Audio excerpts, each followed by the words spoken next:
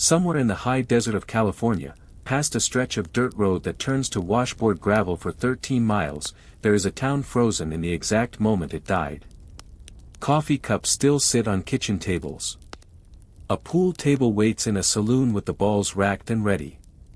A general store shelf still holds cans of food from a century ago, rusted but unmoved, because the person who set them there never came back to sell them.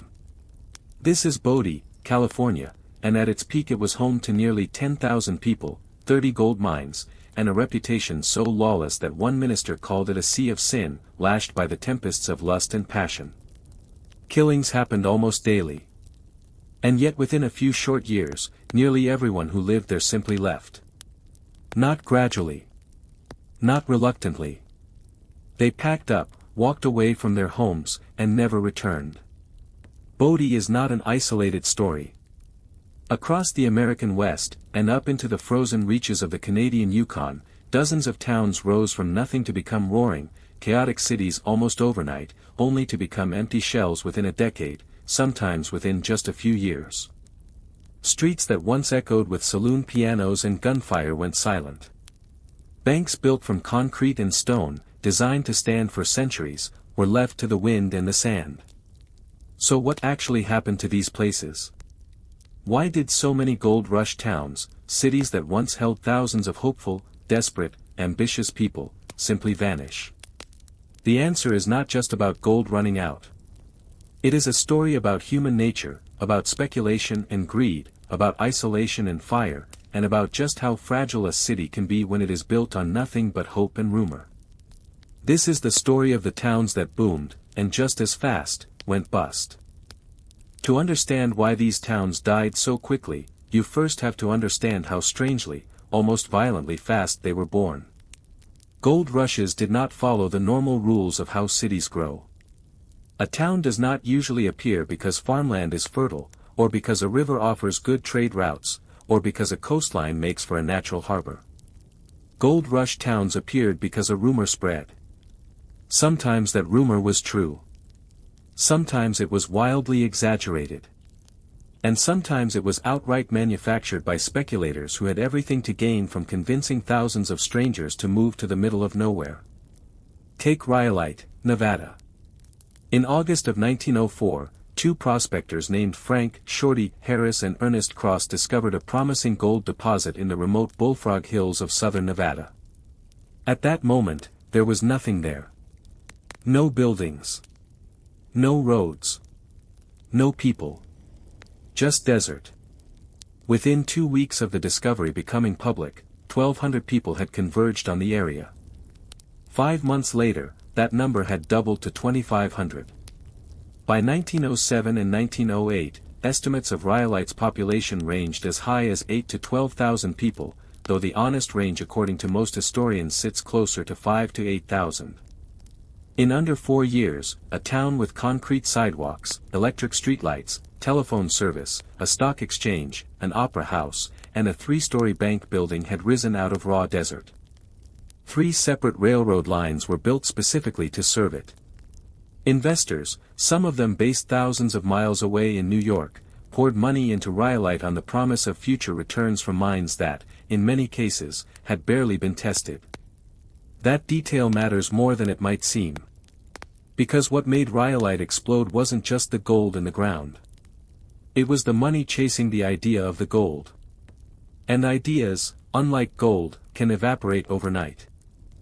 This pattern repeats again and again throughout the history of the American West. A strike is made.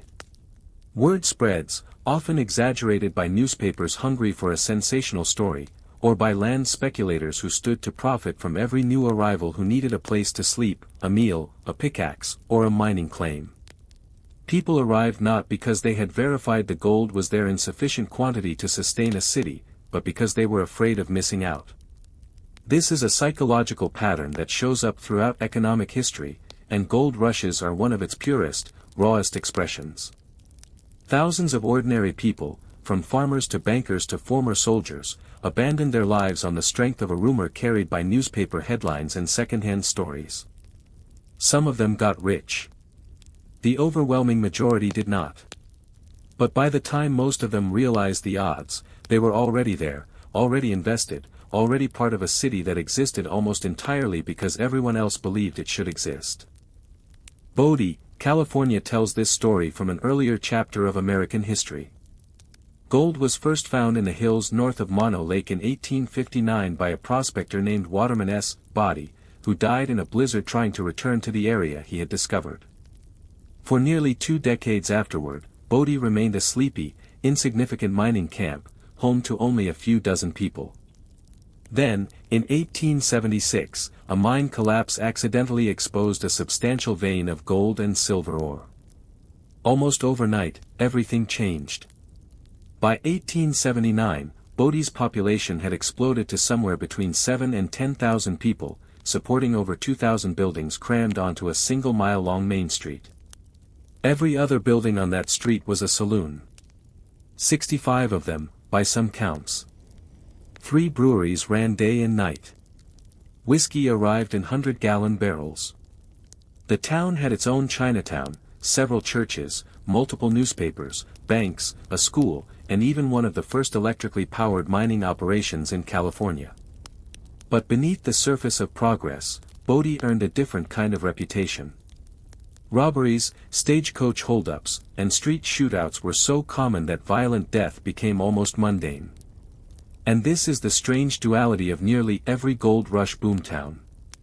Alongside genuine ambition and genuine community, there was chaos, danger, and desperation, all packed into towns that had grown far faster than any system of law, infrastructure, or planning could keep up with. So if these towns were booming with thousands of people, banks, churches, and even electricity, what actually made them disappear? The answer is rarely a single dramatic event.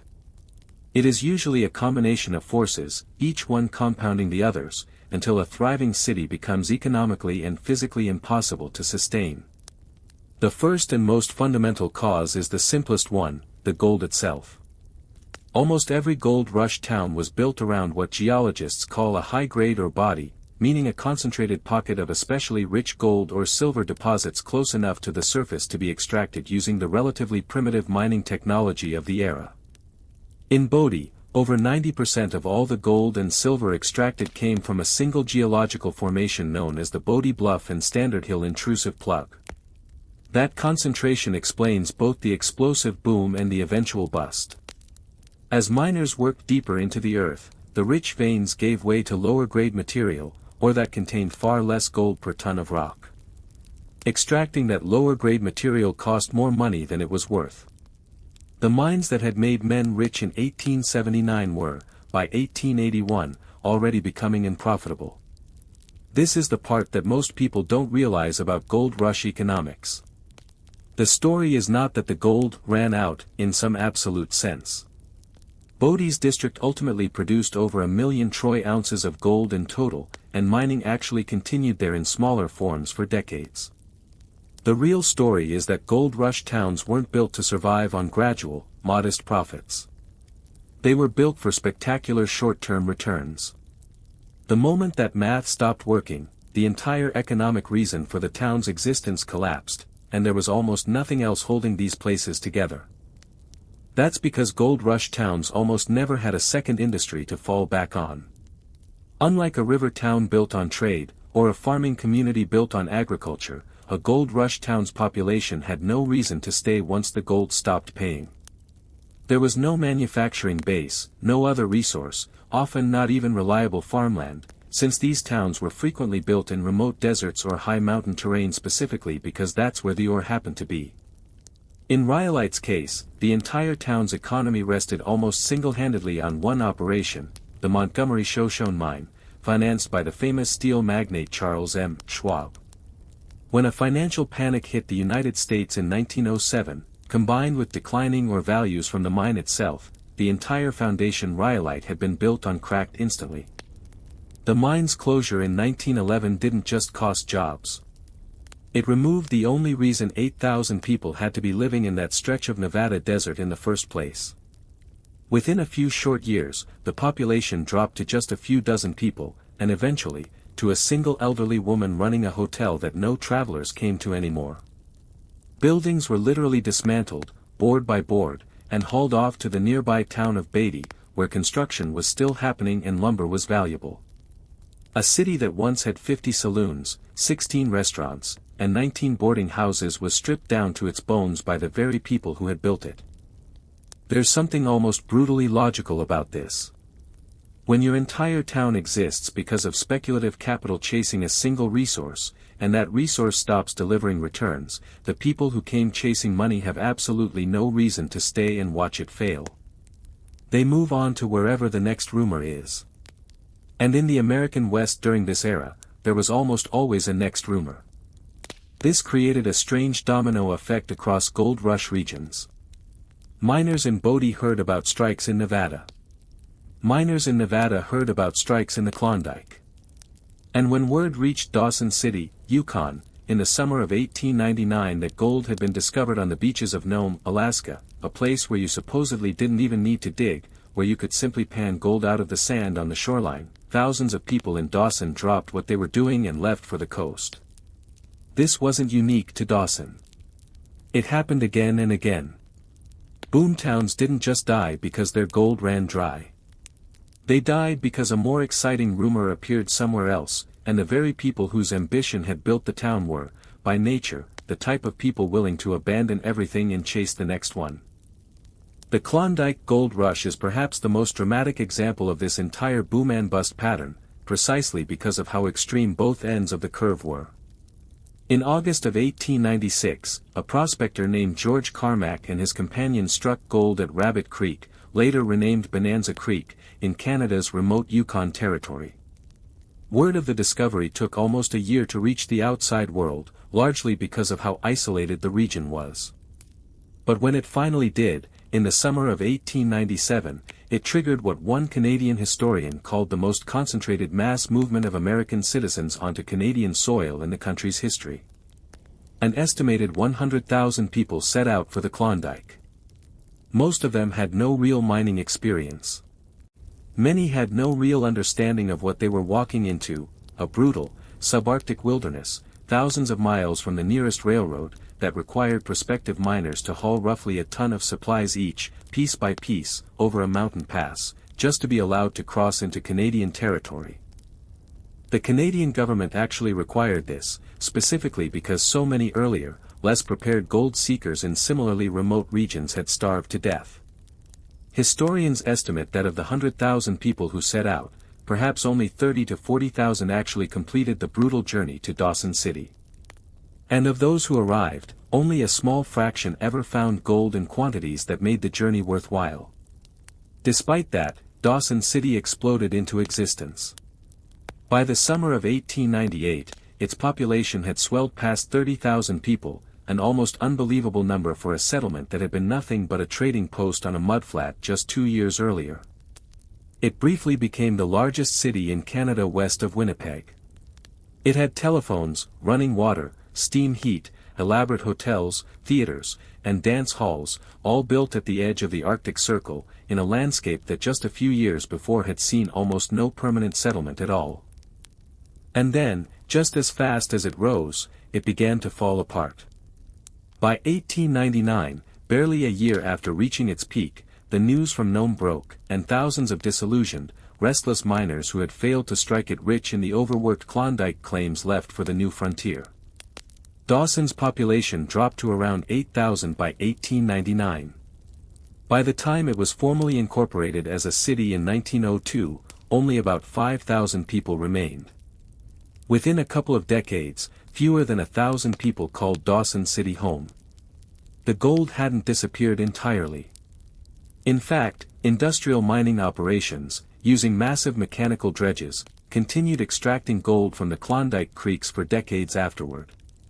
But the era of the individual miner, the dream that had drawn 100,000 ordinary people across a continent on foot, over ice fields and river rapids, was over almost as soon as it began.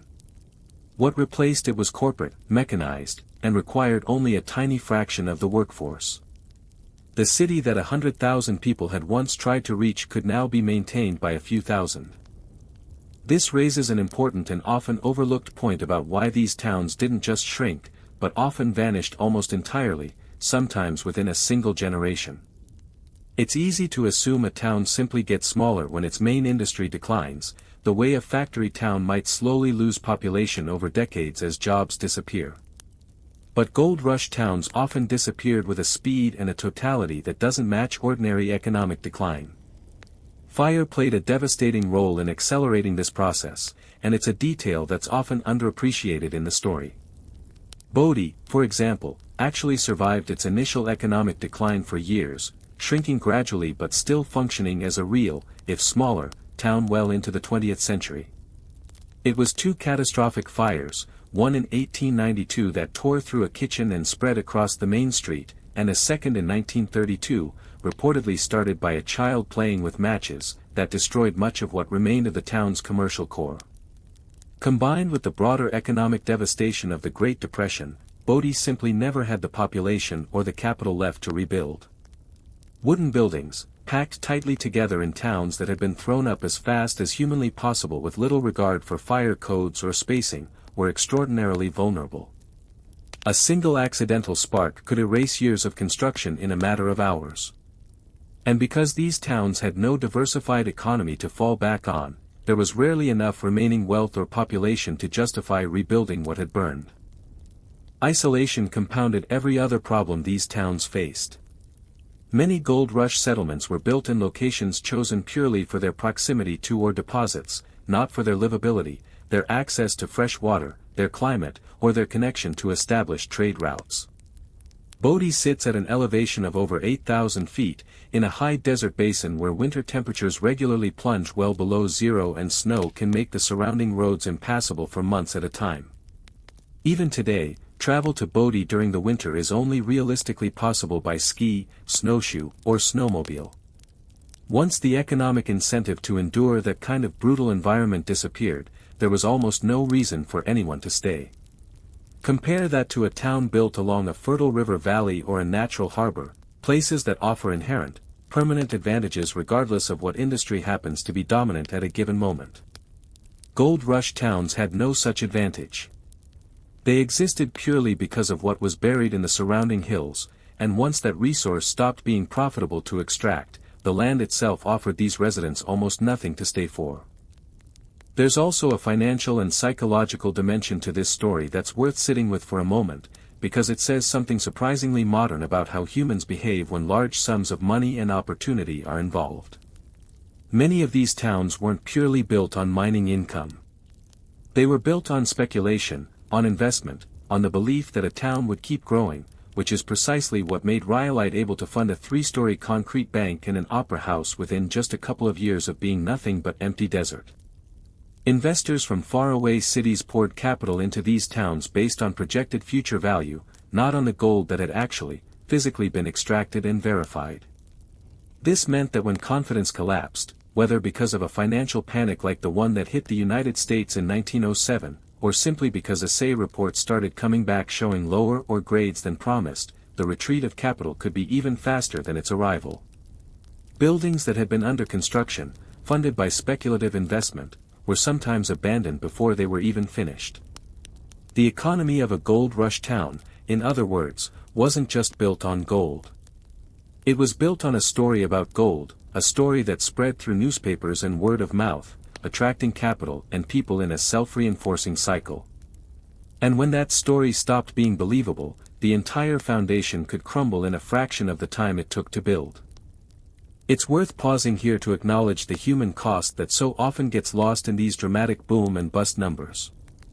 Behind every population statistic were real families who uprooted their entire lives on a promise. Behind Bodie's reputation for lawlessness were genuine communities, churches, and a school where children studied even as gunfights occasionally broke out in the streets outside. Behind Dawson City's frozen ruins were people who endured a subarctic winter, sometimes losing fingers and toes to frostbite along the trail, all in pursuit of an opportunity that, for the overwhelming majority, never paid off. Chinese immigrants in towns like Bodie built their own communities and businesses even while facing discrimination that limited their opportunities elsewhere. Miners' unions organized in places like Rhyolite to fight for safer conditions and fairer wages in industries that were, by their very nature, dangerous and exploitative. These towns weren't just economic case studies. They were places where thousands of ordinary, hopeful, and often desperate people tried to build lives, sometimes successfully, more often not. And yet, in a strange twist that few of the original residents could have predicted, the very speed and totality of these towns' collapse is exactly what preserved them for us today. Because Bodie's decline was so sudden and so complete, because there was no slow, gradual redevelopment that replaced old buildings with new ones the way happens in most surviving cities, the town that stands today looks remarkably close to how it looked the day the last residents walked away. In 1962, the state of California designated Bodie both a state historic park and a national historic landmark. Crucially, the decision was made to preserve the town, not to restore it. That single word makes an enormous difference. Nature is allowed to take its course. Buildings are stabilized just enough to keep them from collapsing entirely, but nothing is rebuilt, repainted, or modernized. Walking through Bodie today means looking through the actual windows of homes abandoned generations ago, seeing furniture, dishware, and personal belongings left exactly where their owners set them down, sometimes assuming they'd be back within days or weeks. Rhyolite offers a similarly haunting experience, though far more skeletal, since so much of the town's material was physically hauled away and reused elsewhere. What remains, the railroad depot, the ruined shell of the Cook Bank building, and the strange, beautiful bottle house built from 50,000 discarded beer bottles, stand today as almost sculptural monuments to a town that tried to become a permanent city and instead became a memory in under a decade. Dawson City took a different path entirely.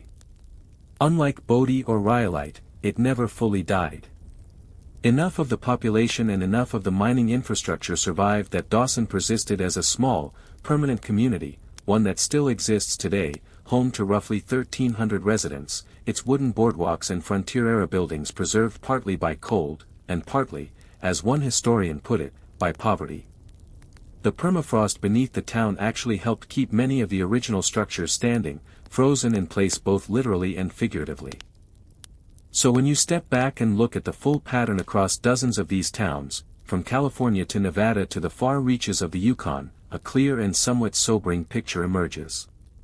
These towns vanished not because of any single catastrophe, but because of a fundamental mismatch between how fast they were built and how durable the thing that built them actually was. They were constructed at a speed that outpaced law, infrastructure, and long-term planning, fueled by speculation and rumor as much as by verified fact. Their economies rested on a single, finite resource, with no fallback industry to sustain them once that resource became unprofitable to extract. They were frequently located in some of the most inhospitable terrain in North America, chosen for what lay underground rather than for any quality that might sustain a community over the long term.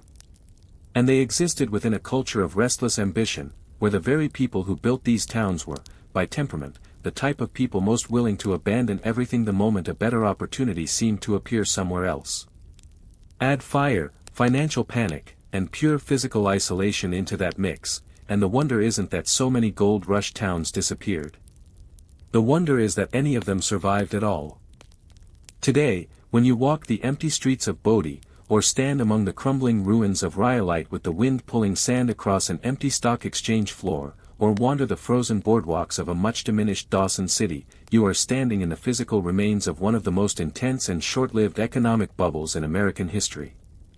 These weren't just mining camps.